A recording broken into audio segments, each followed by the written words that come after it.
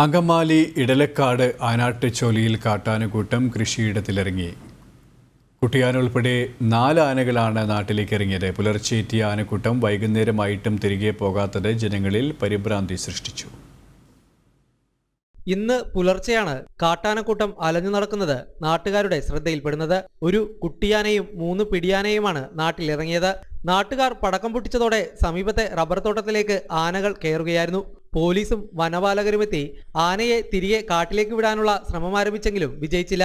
ഒരു 4 മണിയോടുകൂടിയാണ് ഈ ആന ഈ താഴത്തുള്ള കനാല്, എടതര കനാലാണ്. അത് തുമ്പറംകുഴിയിൽ നിന്ന് വരുന്ന മെയിൻ കനാലാണ്. ആ കനാലിൽ കൂടെയാണ് ഈ 3 വലിയ ആനകളും ഒരു ചെറിയ ആനയും വന്നത്. അതിവിടെ കാലത്ത് വെട്ടാൻ പോകുന്ന ആളുകൾ കണ്ടു. സമീപത്തെ കനാൽ വഴിയാകാം ആനകളെത്തിയതെന്നാണ് കരുതുന്നത്.